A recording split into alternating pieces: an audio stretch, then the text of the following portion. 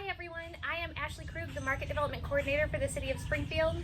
And I'm Laurie, Duncan, the Education Outreach Coordinator for City of Springfield. And we are here today to talk to you about home composting. So one of the ways that you can receive points for certification with your yard ethics certification is through home composting. And we want to talk a little bit about why we think it's important, how you can start that in your yard, and how you can be successfully adding compost to your yard in the future. So why is composting important? Truly, compost is this magical soil amendment for your yard. And we talk a lot about compost because we started thinking about the amount of food waste going into our landfill. So every year, we each individually will throw around about 400 pounds of food away every year, and those could be used in things like a home composting system. And so when we started talking about it, we developed the Dish to Dirt home composting program to help our citizens think about reducing the food waste coming from their homes and going to the landfill, and instead using it for their soil. So one of the benefits of compost is that it replicates what nature does, which is to provide humus. Humus is that layer of the soil that occurs naturally through organic material decomposing and makes that soil extra rich. Compost is a way to do what nature is already doing. So with compost, adding that to your soil, you increase the nutrients available to your plants. You give them a slow, nutrient-rich environment rather than a really quick shot with fertilizer. You enhance the soil's ability to retain water, which is beneficial to your garden. You reduce runoff, which is again beneficial to your yard and your garden. So there are so many benefits to investing your time and resources into making compost on your own at home. So when we talk about composting systems, traditionally we'll talk about two different kinds, and that's going to be an open composting system or a closed composting system like this Earth machine. So an open composting system is going to be something similar to like a wood or wire bin, or even some of those bins that you see when pallets are set up. I think we'll insert a photo here of one of those wood bins created. And the process for composting in these bins is pretty similar. And so when we talk through this video, it can really be used for either closed or open composting. The reason that we choose a closed composting system for our Dish to Dirt program is truly because it's a little bit more city friendly. So this is going to be a system that does not allow for critters. Sometimes your local mice, maybe even your dog might want to get inside your composting bin. And these bins are going to help to prevent those critters from getting inside because they are only open to the soil on the very bottom. A wood or wire bin is still going to be a great composting system. It's just going to have a little bit more ability for things to get inside of it. So when we're talking about where to place your bin, there's a few things that we want you to remember. And the first of which is we really want you to think about a place that is convenient to both your kitchen and your garden. And Laura's going to tell you a little bit about why that was important for her. I had an open compost system for several years located in the back of my house, as far from my kitchen as I could possibly get. There was no convenient water source. It wasn't close to my garden, and it just sort of fell apart because I wasn't able to keep it up and do the maintenance because it just wasn't convenient for me. With investing in this closed system, I was then able to locate it in a place that is close to my garden, close to a water source. So my hose is right here, ready to go to add the water. It's in a nice shaded area. It's out of direct sun, but it has access to all of the necessary ingredients for making my compost. But primary reason is it's close in location to exiting from my house with my bucket of kitchen waste, close to my garden, close to my water source. So we're also going to want to think about a few other factors. And so one thing I want you to think about, Laurie mentioned some shade. And so she chose to place her bin in an area that was pretty shady, but that will receive some sunlight. And that sunlight's going to really help to heat up your compost. And so we don't want to put something in a place that's so shady that it will never receive that sun. And just the same, you don't want to put it in direct sunlight all the time because that's going to really dry your compost out. I also want to make sure that we're not placing any of our bins directly against your home, directly against a really thick flat surface because you want to have aeration going into your bin. So when we're talking about what actually is going into your compost bin, we're going to think about 4 major ingredients. That's going to be browns, or items that are heavy in carbon, greens, or items that have lots of nitrogen in them, and then obviously air and water. And so Laurie is holding a couple of her greens and her browns. You can see here, when we're talking about browns, this may be items like newspaper. This also might be items like leaves. And so Laurie has conveniently placed a collection bin for her leaves as they start to fall right next to her compost bin so she can always be using them. Other browns might be things like sawdust, dried grass, not green grass, but dried grass would be considered a brown, as well as sticks, cardboard, anything that's a heavy carbon item. Now when we're talking about greens, Laurie has her kitchen collector here. And so Laurie has been throwing in all kinds of items from her kitchen. It looks like we've got some coffee grounds, we've got some grape stems, even a little bit of paper towel. And so these are going to be the items that are heavy in nitrogen. Obviously coffee grounds have a huge amount of nitrogen in them. This is also going to be the items that you're cutting off from your kitchen scraps are going to be great for this compost bin. So as I get ready to add material to my compost bin outside, it actually starts here in my kitchen.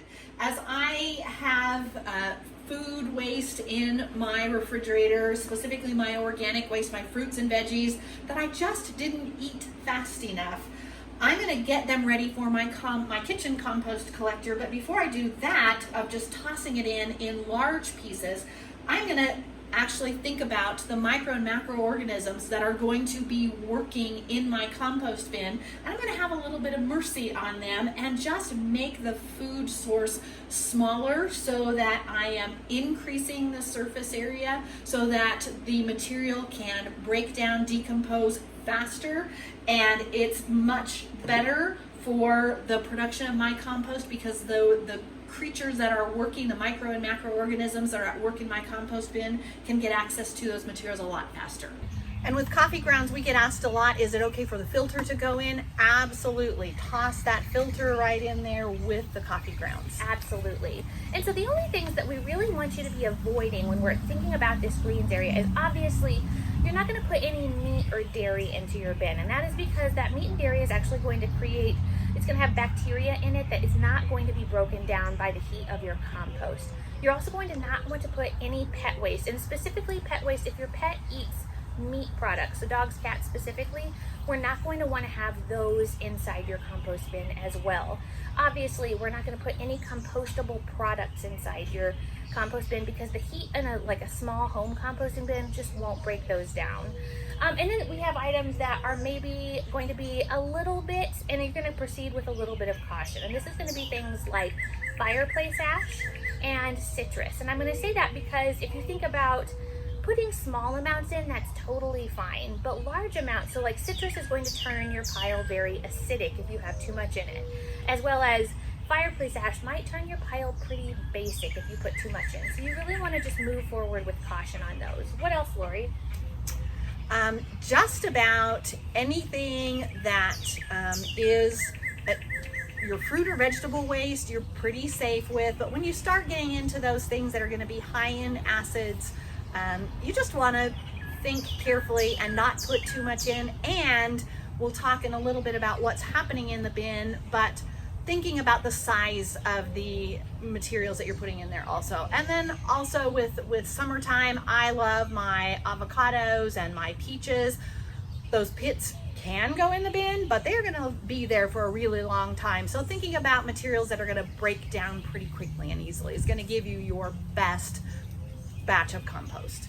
So we've talked a little bit about those greens and browns.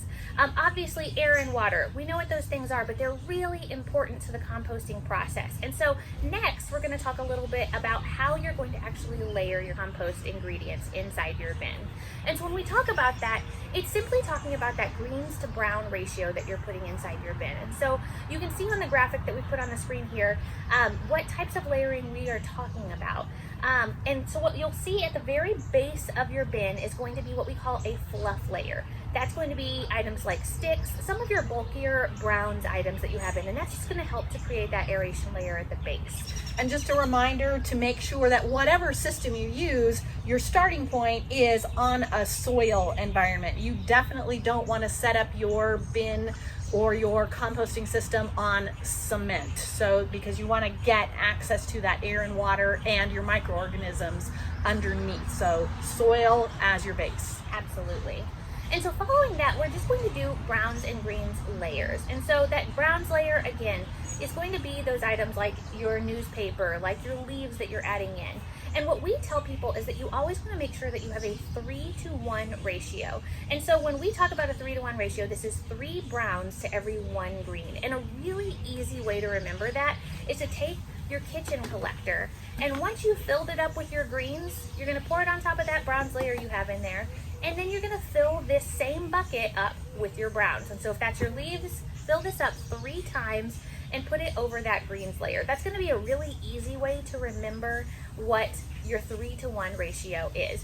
Now, if you're just putting in a few items at a time, that's totally fine as well. You just want to make sure that you are covering up your greens every time you put browns inside there. And one of the most important things that we always tell our classes, and I make them repeat over and over again, is every time you put a browns layer in, you do what, Laurie? Water! You water your bin. And so one of the things that I think that we've all failed at when we first started composting was just simply not watering our bins enough. And water is a really important part of the decomposition process. It's what all of those microorganisms and macroorganisms need to have a pretty moist bin in order to go. And so these bins are great because they're going to allow the water to pass through to the ground as well. So it's pretty hard to overwater a bin like this. And so Laurie has her hose right here next to it, and we'll show you a little bit about the process of aerating your bin. As you can see here, Laurie is turning her compost, and you're starting to see some of those food coming up to the top, but she is really well mixing up that compost. And so what we want to think about, you can see that it's nicely mixed here. If you have a lot of food waste that's starting to show its way to the top, so you can see here there's some broccoli, you're just going to want to put a little small layer of browns on top of that, because that's going to help to actually control any smells. If you start to notice your compost bin is smelling strongly, then you're not covering up your food waste enough. And so we want to really make sure that we're doing that. But Laurie's doing an awesome job of turning this compost bin. So how long does it take your compost to get ready? This is one of those things that I think when people start, they think, oh man, I'm going to have compost like next week. And unfortunately, it's going to take a little bit of time. So compost takes about 3 to 6 months to fully decompose and cure itself. And so we're going to be patient, but especially in these summer months, it's going to go pretty quickly, honestly. And so how do you know when it's ready? So compost is going to look like soil. It's going to smell earthy. And so if it still has a smell of decomposing food, it's not ready yet. It's also not going to have large chunks inside of it. Obviously, there may be some pieces of sticks or brush that maybe haven't decomposed fully, but for the most part, it's going to be pretty broken down. And it also should not steam. So if you have steamy compost, it shouldn't still be hot. It needs to stay inside the bin a little bit longer. And when we talk about removing the compost, this bin is really convenient because it has this door at the bottom that you can raise up and you can dig out that compost as you're going, or you can do what I did the last time. You can basically just pull this bin off the ground, separate the layers out that still are decomposing, and then sift out the compost so that it's ready to be used inside your garden. And when we talk about using compost, we always want to make sure that we're reminding people that it's not something that you're just going to plant directly inside compost. You really want to mix it in with soil. And this is oftentimes because we want to make our plants work a little bit hard. So your compost, if it's not hot, should not burn up your plants. You shouldn't have a nitrogen fixing issue or anything like that. But when we plant, for example, a shrub or a tree inside a hole, if you were to just dig a hole and fill that hole full of compost, what might happen is that your tree is going to get a little bit lazy. And so it's going to grow really well inside that awesome compost, and then it's going to hit the soil wall. And what will happen is your roots will oftentimes start to circle your shrub or your tree instead of going into the soil, because it hasn't had to work that hard this whole time. And so we want to loosen up the sides of those holes. We want to add compost. I like to say you want to use about, again, that 1-to-3 ratio or 2-to-3 ratio for your compost, but add that in. And there's some other great ways like compost tea, many other ways that you can use compost. I can't. So this is just a brief summary of some of the ways that we like to talk about composting. It's an awesome way to be adding to your garden and getting that yard ethics certification. And so if you are interested in learning more, if you're interested in learning about troubleshooting tips for your compost bin or your compost pile, please visit our website. You can go to springfieldmo.gov/food waste. And if you want to sign up for our composting classes for the fall, go to springfieldmo.gov/home composting. We'd be happy to have you there. You receive a bin, a compost turner, and a kitchen collector as part of your participation. So thank you so much for your time and have a great day. Happy composting.